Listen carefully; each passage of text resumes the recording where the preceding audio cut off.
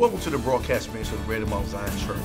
Our theme for 2013 is Forward Now. We believe whatever you're going to do, it is imperative that you do it now.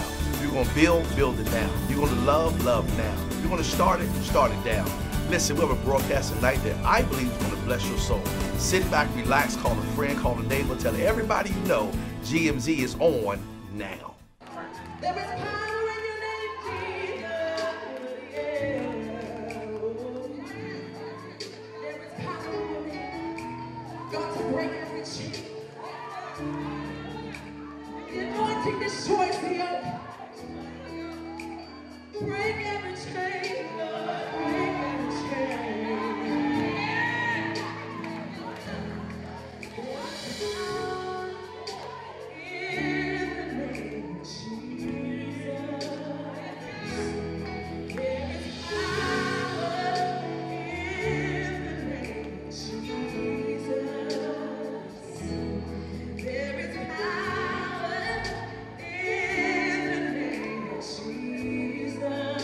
Yeah.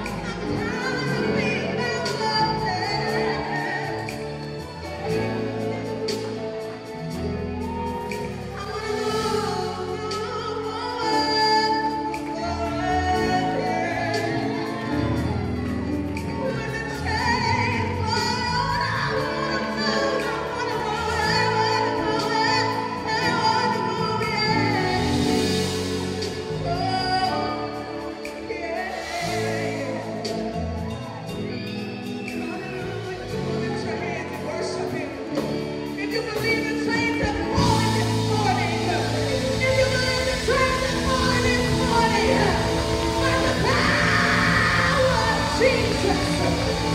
Somebody say hallelujah. Hallelujah.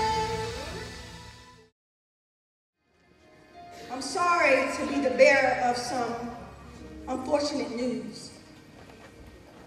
I'm sad to inform you that there has been a kidnapping in the building. And we have all become witnesses to a crime that we could have possibly prevented. There has been a kidnapping in the church, and the most unfortunate part in this particular case is that we all have become witnesses to this heinous crime. We all saw it happen. For some reason, we have become star witnesses, watching something take hold of this generation as we are left dazed and confused and left trying to figure out what happened. We saw it all unfold right before our eyes. Far too long has the enemy taken hold of this generation. Far too long has the enemy consumed this generation. Far too long has the enemy had direct access to snatch up this generation. Far too long has the enemy done what he pleases to do with this generation.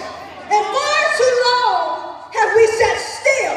Far too long have we done nothing to protect this generation that has left them to fend for themselves and to survive for themselves. We wonder why they're lost. We wonder why they're looking for something. It's because we left them unattended. We left them by themselves. They weren't meant to raise themselves. But now the time has come for us to take what belongs to us back. Now the time has come for us not to turn a blind eye. Now it's not the time for us to give in and give up. Now is simply the time for us to take a stand and fight for what is ours. No longer can we watch our children being taken before our eyes. I don't mean to be the bearer of this bad news, but our children have gone missing. Now I promise I won't be before you long. I know you got some other stuff to do. I promise I won't take up your time, but there's some things I gotta bring to your attention. And if you will, I ask you to stand for the reading of the word. I'll be reading from the NIV version. I'll be coming from 2 Kings 4, verse 15. If you can bear with me in the reading. Then Elisha said, "Call her." So he called her, and she stood in the doorway. "About this time next year," Elisha said, "you will hold a son in your arms." "No, my lord," she objected. "Please, man of God, don't mislead your servant." But the woman became pregnant, and the next year, about the same time, she gave birth to a son, just as Elisha had told her.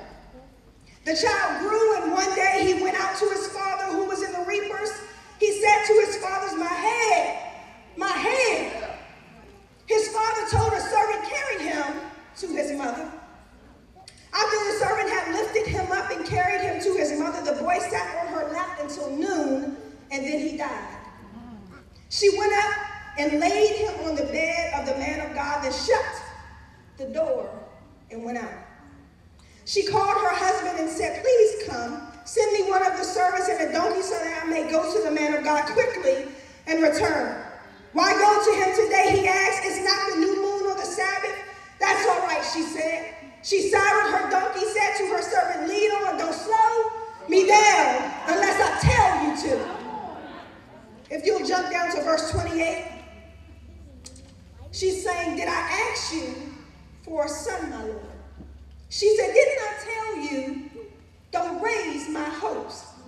Elisha said to Gehazi, "Tuck your cloak into your belt, take my staff in your hand and run. Don't greet anyone you meet, and if anyone greets you, do not answer. Lay my staff on the boy's face." But the child's mother said, "As surely as the Lord lives in you, and as surely I will not leave you." So he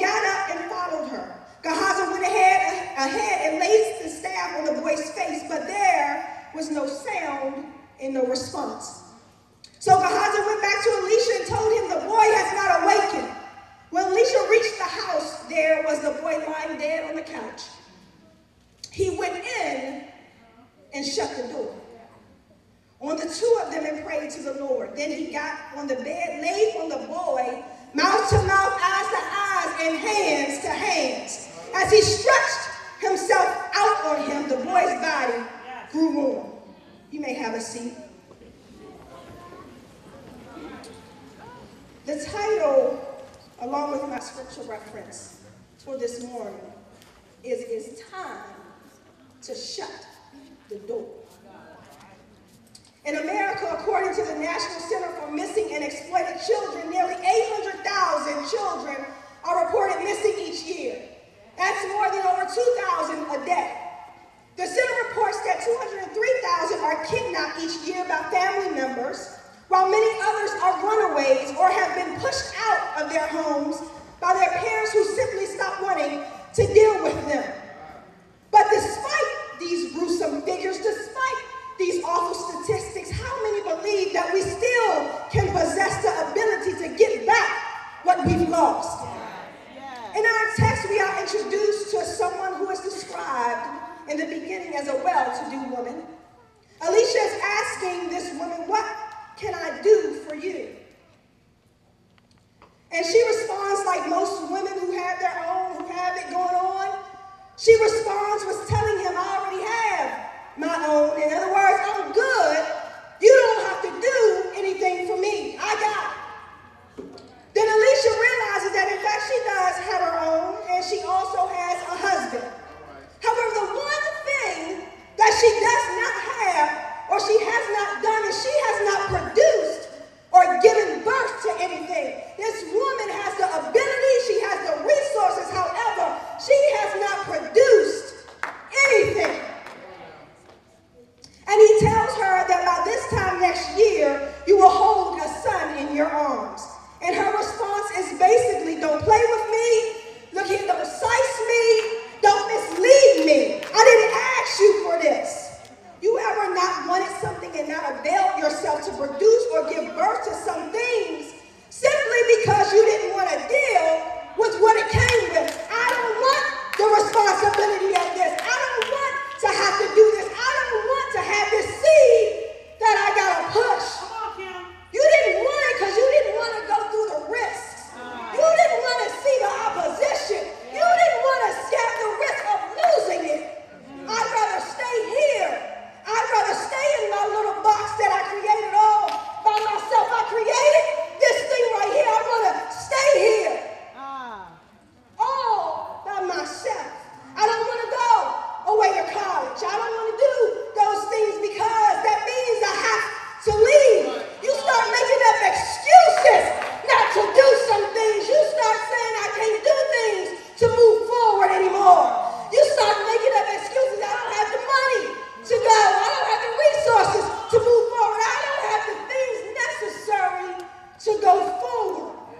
I don't want to leave this area because this is all I know and this is all I have. I don't want to leave my mother because this is all I know. And at least I know where I'm going because I've been here for so long. I know where everything is. You ain't got to tell me or give me no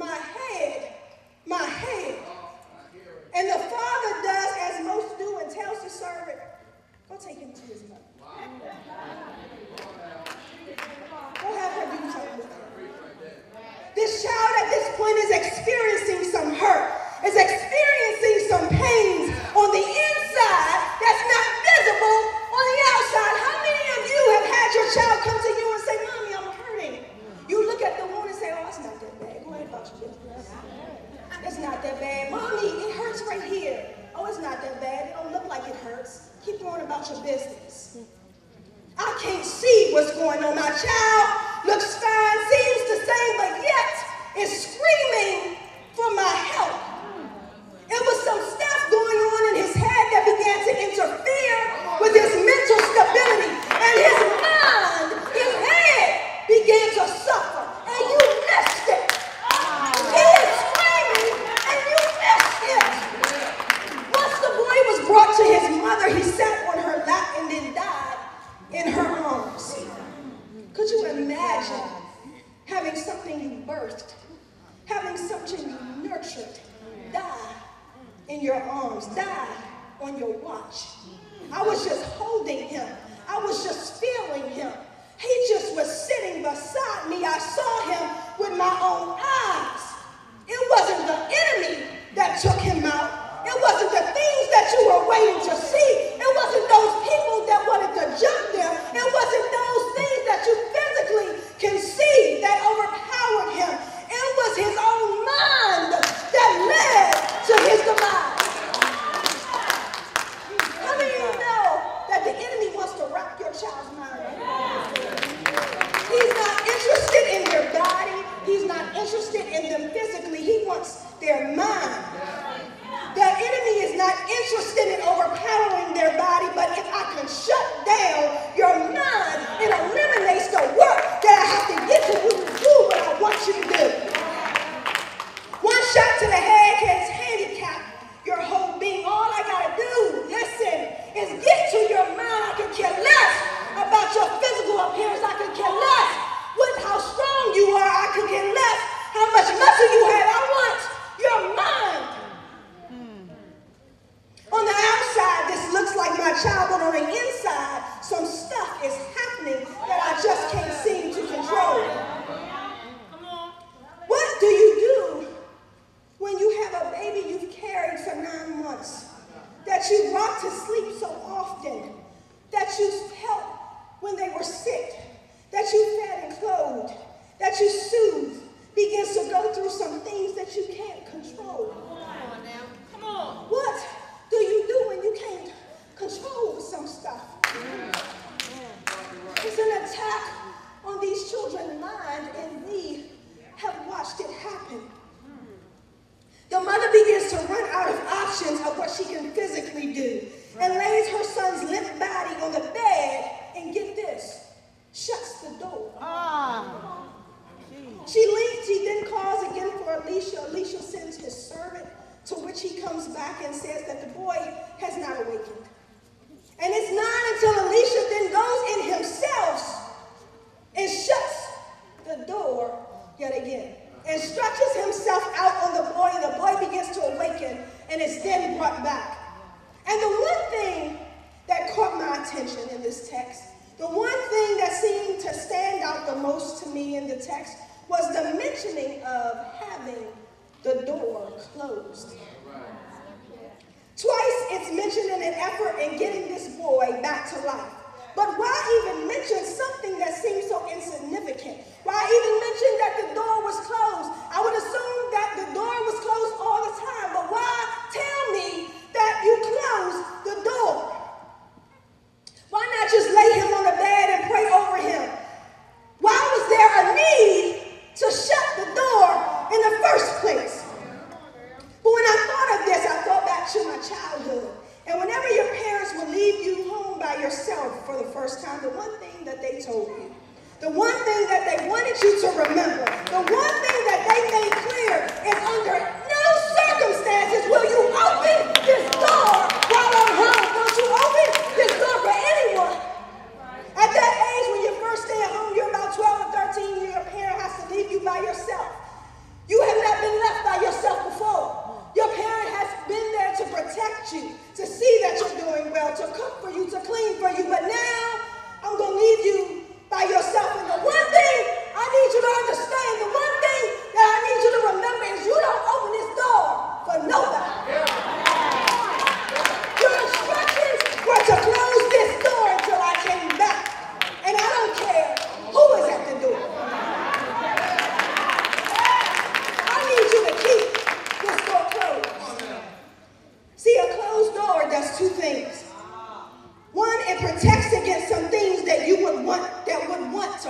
you harm.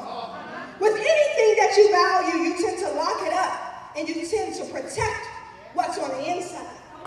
And some stuff that I value on the inside that I gotta protect.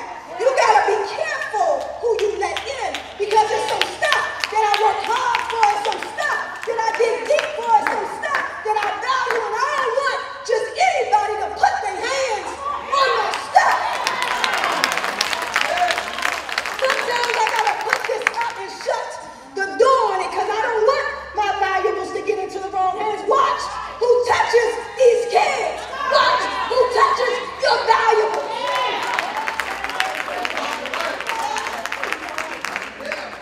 They have the potential to destroy everything that I took the time to put together. I laid this foundation. You ain't got to touch nothing. I said, yeah, I put this thing together. You ain't got to lay hands on this thing right here. God, help me do this. You ain't got to touch nothing up in here. You got to cover these children. Understand, wherever there is a promise, listen, wherever there is a promise that these kids have, wherever that there is a purpose, wherever that you have your kids left unattended, just because they're kids don't mean that they don't have a promise. Wherever there is a promise, wherever there is a divine assignment from God, there is a spirit crouching at the door, waiting for you to slip up. Waiting to catch you off guard. Waiting for you to leave that door open. Waiting to pounce and attack and snatch up everything on sight. The enemy wants to take your seed. And what I found valuable in my seed can't nobody touch. You better take your hands up off it. Number two, it separates you from the things that are on the outside. We are told at an early age to not be conformed by the patterns of the world, because the world has the potential to contaminate us. The things on the outside look enticing. The things on the outside look inviting. But the things on the outside has the potential to contaminate the things on the inside. And in order to protect my valuables, in order to protect what is precious to me, I'm going to have to be careful to stay on the inside. We are living in a day where being connected to the outside world is a way of life. We need to be connected at all times. That's why your kids got to have iPads in the church. That's why your kids got to have cell phones in the church, because I got to be connected at all times. But what you're not understanding is there's a door open. We're not understanding what's out there that's open. We're not understanding what we're giving them access to. I remember going over one of my cousin's house. My mom didn't usually let me spend the night too long. But this time she let me spend the night for the whole summer. I was able to lay my head at my cousin's house for the whole summer. One day, she came to visit about 2 weeks in. I was in the back playing, and she came to visit, and she was outside talking to my aunt, and I didn't know she was there. And when I came out of the room, I was cussing up a storm. I mean, I was laying some words, and you would have thought I was a pro. I was laying them out. I was giving it to her. I came out, and I was cussing up a storm. My mother immediately looked at me like I was somebody else and told me to pack my bags. It's time to go. Because you've been here too long, there's some stuff that I laid inside you that you forgot. See, I laid this foundation I worked hard for, and you forgot what I put inside you. This ain't what you're supposed to be doing right now. You've been here entirely too long. You've been here too long. You forgot some stuff. And now, you better pack your bags, because it's time to get out of here. It's time to go. My mother used to tell me, if that's time to go, let's move them out, let's go. Let's go, it's time to go. Because you've been here too long. I didn't raise this person. I don't know who this person is. I let you stay too long. I'm bad. My fault. Time to go. We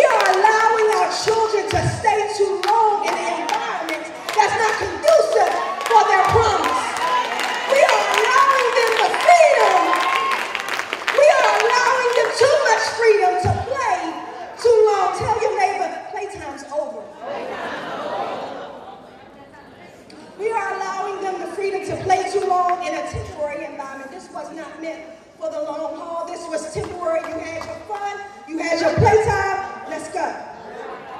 The visit was not supposed to last this long. The other people was not supposed to raise my kids. You weren't supposed to stay here this long. It's time to go. But instead of snatching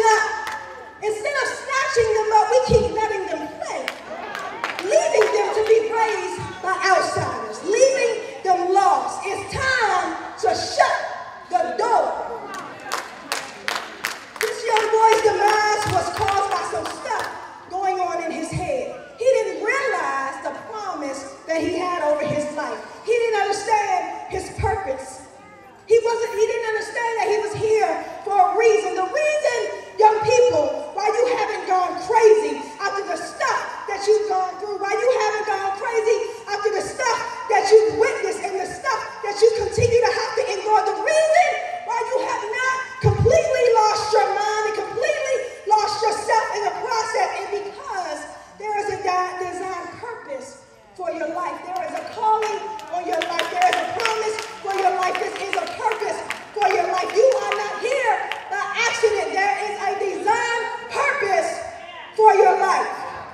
There is some stuff that you still got to do, and God ain't about to let you go out like that. I know it might seem right now that you're about to take yourself out. I know it might seem that you can't endure, but God ain't about to let you go out like that. You still have not done what God has wanted you to do.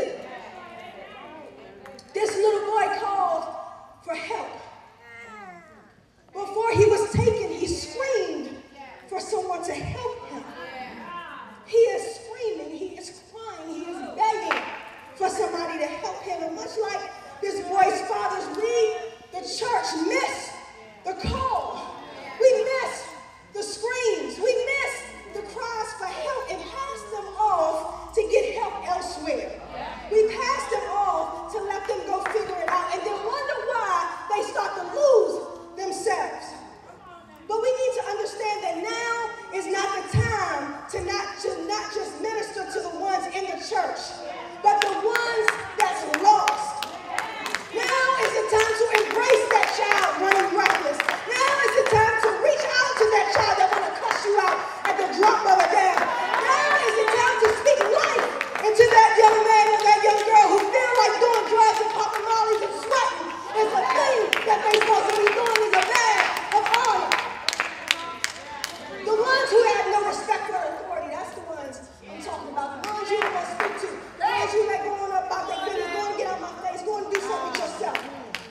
The ones who are angry for no reason and don't understand why. The ones who are on the brink of committing suicide. Yeah, the ones who lack discipline, those ones, that's the ones I'm talking about. Who don't speak when they're spoken to. Those ones who have no governors, who have no morals, who have no fathers, who have no self-esteem. The ones who's enduring pain and are screaming for help. Yeah. Now is the time for us to get these children and snatch them from the hands of the enemy. Now is that time. Now is that time. Now is that time for us not to continue to come to church and just sit there as if we've done something, or sit there as if we've arrived to something with your child sitting next to you talking about, I don't want to go to children's church. Yeah, with your child sitting next to you talking about, I want you to sit by you. Yeah, with your child sitting in the back of the church with their phones. I know you may want to think that they're reading the Bible, but most of them are playing games. Because we're leaving them playing in the back. We have left them unattended. Understand, if it were not for the grace of God, you would be those kids that's lost and struggling to survive. Anytime we are living in an age where children are being killed at the hands of other children for the shoes that they thought, or the shoes that they think are supposed to provide some type of status to own, that will eventually wear out. Anytime they're killing for some minuscule stuff, some stuff that don't even make sense. Lives are being lost because our children are lost. Our children are being abducted while they lay in our hands. We have kids screaming for help and we are missing it. We are missing it because I don't want to deal with this child's attitude. I don't want to deal with this child running reckless. I don't want to deal with this child getting pregnant. I don't want to deal with this child getting a disease. I don't want to deal with that. We have kids screaming and we're missing it. Just because we can see them, just because we can feel them, just because they walk, talk, and act like they've grown doesn't mean that they don't need Savior. It's time to shut the door. Yeah. We are allowing our children to be consumed by a world who can care less about them. The world that you're allowing them access to. The world who has lost themselves. And just because we see that they aren't physically harmed, we believe that they are safe. But what you are seeing and what you are holding has been gone a long time ago. Has been kidnapped a long time ago. And what you're left with holding is a limp body. A body that has a promise in it who has died. But we can get some stuff back. I'm dealing, and you fail to see what caused this happen, this to happen. We failed to close the door behind us to some things that now seems impossible to close. I'm dealing with some stuff in my child, and I don't even know why. I don't know where it came from. You ever had gnats in your house? Yeah. First of all, it's irritating, and I don't want you touching my food. All the gnats all over my food. And then when you're trying to get them away, when you're trying to make them die, when you're trying to kill them, in your mind you're thinking, where in the world did this stuff come from? Where did this stuff come from? This stuff is tearing my food up. This stuff that I bought, I don't want this stuff touching my stuff. And then you realize that somebody left the door. Somebody let some stuff in.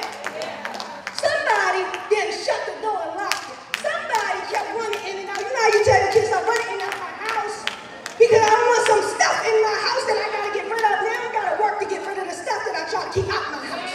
Because you kept running in and out. You kept leaving that door open. You just let what you wanted to be on the outside in my house. We let them play and converse with the enemy far too long. Playtime is over. We want to move forward. We want to walk to our promise. Playtime is now over. Yeah. Some of us know the talent, the skills, and the purpose that lies dormant in these children, but we refuse to let it grow and let them continue to play. You can't play all the time. Instagram seems harmless. Facebook seems harmless. Twitter seems harmless. It's just for social networking. That's just what it is. We're not doing anything. But you got your kids smoking on Instagram and showing the pictures that they want to put up because it's a badge of honor. You got your kids drinking and showing you that I'm drinking. Yeah, I'm talking about our kids. That's what I'm talking about. You got your kids showing all kinds of things. You got your kids posing naked on Instagram, but you don't even know why. Because you don't know what they're looking at. Because Facebook, Instagram, and Twitter seem harmless. And I'm not saying that these things are evil and from the devil. What I'm saying is you let them play too long in an environment that was not conducive for their promise. We are dealing with a kidnapped generation who is lost, who is dying, and the last thing we ought to be doing is turning our back on the children we are supposed to be raising. And we continue to leave them in the back of the church as if they have no voice, as if they have no purpose, as if they have no promise. We continue to leave them unattended. We continue to let the outside world dictate and deal with their own problems. And we wonder why they are so loyal to the things of this world. I gotta have my phone with me at all times. I gotta be loyal because I gotta know what's going on. We wonder why they are so loyal to those things. And it's because the world has embraced them when we let them go. We missed it. We let them have their way with our children. Now is the time to shut the door on some stuff. The church has condemned them long enough. The church has left them alone long enough. The church has let them play long enough. Now it's time to bring them back in. It's time, kids, to pack your stuff. It's time to go. Now in verse 33, Elisha closed the door and stretched himself over this young boy and spoke life into him. The boy awakened from death and he was brought back. God is getting ready to turn some stuff around for this generation. If only we are willing to stretch. If only we are willing to go beyond what our eyes can see. If only we are willing to get past our emotions to reach the lost, to reach the kidnapped. If only we are willing to speak life and not death into a dying generation. God is getting ready to awaken some stuff in this generation. He's getting ready to do some things in this generation that is beyond our thoughts, that we gotta continue to press forward tomorrow. He's getting ready to do some things. He's getting ready to shift some people. He's getting ready to shift some people that have access to your child. He's getting ready to change some friends. He's getting ready to remove some stuff that you've been asking for. But first, I need you to shut the door on some stuff. He's getting ready to do a new thing in your children, but I need you to shut the door. I need you to kick some stuff out. I need you to let some stuff go. The fun and games are over. It's time for the company to go. It's time to shut the door. I got to do work in my child. I got to speak life into my child. I got to stretch myself over my child. My child has played long enough. It's time to shut the door. I believe this message you just heard is truly intended to bless your soul, to change your life, and to cause you to have a greater outlook on what God is going to do in your life. If you'd like to get this message or any other in its entirety, look at the bottom of the screen. The church number is there, the website. You can reach us on Twitter, Facebook, YouTube, any form of media. We'd be glad to hear from you. And remember, whatever you're going to do, it's imperative that you go forward